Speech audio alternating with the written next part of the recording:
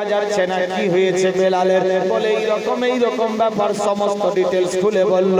ওই লোকটা বলে হুজুর বিলাল যদি এরকম 3 দিন ধরে পড়ে থাকে, না খেয়ে যদি মারা যায় অবস্থা ডেঞ্জার হয়ে যাবে। সত্যি কথা। আল্লাহু আকবার, আল্লাহু আকবার। ওই নামা কারাম গাদ্দার উমাইয়া কমান্ডার ফিটিং করলো। একবার দুপা করতে করতে ওই হুজরাখানায় গিয়ে দেখে হযরত বেলাল বেহুশ হয়ে পড়ে আছে। আল্লাহু আকবার। বেলালের পাশে গিয়ে যখন দাঁড়ালো, দেখে বেলালের শরীর থেকে বদবু ছড়িয়ে গেছে।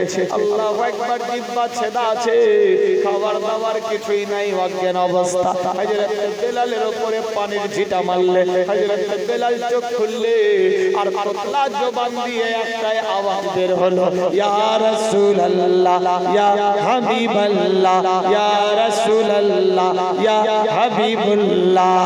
আল্লাহর হুকুম গেল, বিরাদার জিহ্বা ছেদা, ভালো রকম আওয়াজ বের করতে পারছে না, তোতলা হয়ে গেছে। এক কথাই ইয়া রাসূলুল্লাহ আওয়াজ বেরিয়ে আসলো। উমাইয়া নামা কারাম আরো রেগে গেল, এত কষ্ট দিলাম রে বেলাল, তুই ভুললি না। আল্লাহু আকবার, আল্লাহু আকবার। উমাইয়া নামা কারাম গাদ্দার হাতের মধ্যে চাবুক নিলেন, মারতে লাগলো হযরত বেলালকে। আবার বেলালকে মারতে মারতে কোনো খাবার দেয় না। আল্লাহু আকবার। আবার হযরত বেলালকে বেহুশ করে রেখে দিলেন। বেলাল এই রকম ভাবে একদিন, 2 দিন, প্রায় 7 দিন চলে গেল। বেলালের শরীরে গন্ধ ভুরভুরে বেরিয়ে গেছে, মশা মাছি দান দান করে পড়ে। উমাইয়া নামা খারাম গাদ্দার দেখছে অবস্থা ডেঞ্জার, কি করা যায়? কে যেন বলে হুজুর এই রকমই মারা যাবে। বেলালের পচা পোড়া কাটতে কেন রেখেছো? বেলালকে বাইরে দিয়ে দাও। উমাইয়া নামা খারাম গাদ্দার হযরত বেলালের শরীরকে ফাটিয়ে লবণ মাখিয়ে দিলেন। বেলালের শরীরে বালু মাখিয়ে উটের চামড়া ছিলে আল্লাহু আকবার শরীরে পড়িয়ে দিলেন। প্রখর রোদের মধ্যে বালু চড়ে হযরত বেলালকে ফেলে দিল। বেলালের শরীর ফুলে গেছে, দন্দন করে মশা মাছি পরে দুর্গন্ধ ছড়িয়ে গেছে। বেলালের জবান চলে না, অজ্ঞান গেল অবস্থায় পড়ে আছে। আল্লাহু আকবার। গরম বালির উপরে বেলালের চামড়া, উপরে ঢাকা বালি আর লবণের মধ্যে শরীর যেন ফ্যাকসা ফুলে হয়ে গেছে। বিরাদার কাছে কেউ যায় না। ওই রাস্তা দিয়ে এক লোক হাঁটতে হাঁটতে যাচ্ছিল, দেখতে পেল যেন ওই জায়গাতে অনেকগুলা পাখি গুনগুন করে ঘুরে ঘুরে বেড়াই, আর মশা মাছি গুলা যেন ওই দিকে দান দান করে পড়ে আর বদবু চলে আসে। ওই লোকটা হাঁটতে হাঁটতে যখন পার্শ্বে গেল গো, পার্শ্বে গিয়ে দেখছে যেন ফাঁকা ময়দানে কালো টকটকে এমনই এক চেহারা বেলালে হাবশি পড়ে আছে। বেলালে হাবশি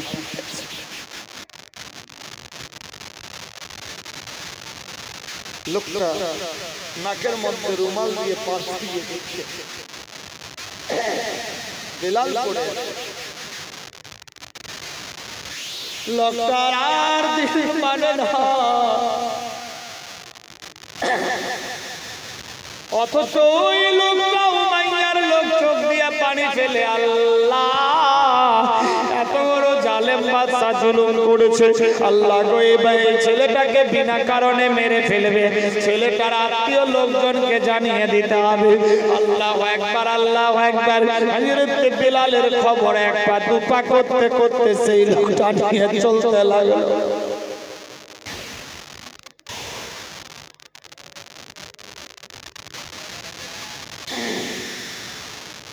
খবরটা নিয়ে চলতে লাগলো। কাকে বলবো এই খবর?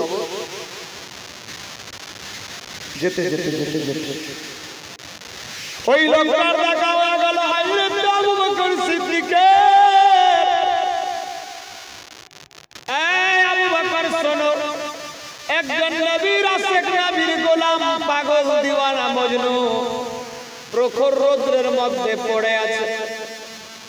দুর্গন্ধে পারতে যাওয়া যায় না, মশা মাছি দন্দন করে পড়ে, শরীর ফুলে গিয়েছে, দেখতে জঘন্য চেহারা, শ্বাস চলে না, অজ্ঞান অবস্থা, মনে হয় মরা না জিন্দা, বোঝা যায় না।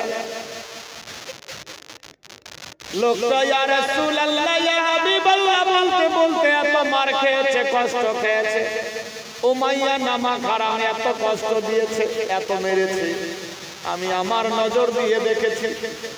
হযরত আবু বকর সিদ্দিককে যখন এই খবর বলল, আবু বকর দৌড়ে হাবিবের কাছে গেলেন, ইয়া রাসূলুল্লাহ ইয়া হাবিবাল্লাহ লাব্বাইক, আসসালামু আলাইকা আইয়ুহান নবী, ওয়া আলাইকুমুস সালাম। বলো বলো ও আবু বকর কি হয়েছে? নবী গো, আপনার আশিক, আপনার মজনু, আপনার পাগল দিওয়ানা এমন একজন চেহারা কালো হাবশী দেশের বেলাল, যার নাম, ওই ফাঁকা ময়দানে উমাইয়া বিশাল বড় জুলুম চালিয়েছে, অন্ধকার ফাঁকা ময়দানে প্রখর রোদ্রে পড়ে আছে, শরীরের চেহারা নাকি খারাপ। নবী আমার বললেন, আবু বকর যা যা, যেমনি করে হোক হযরত বেলালকে নিয়ে আমার কাছে আ। হযরত আবু বকর সিদ্দিক এক পা দুপা করতে করতে বিশ্ব নবীর কাছ থেকে বিদায় নিলেন, চলতে লাগলেন। কোথায়? উমাইয়ার কাছে। সুবহানাল্লাহ।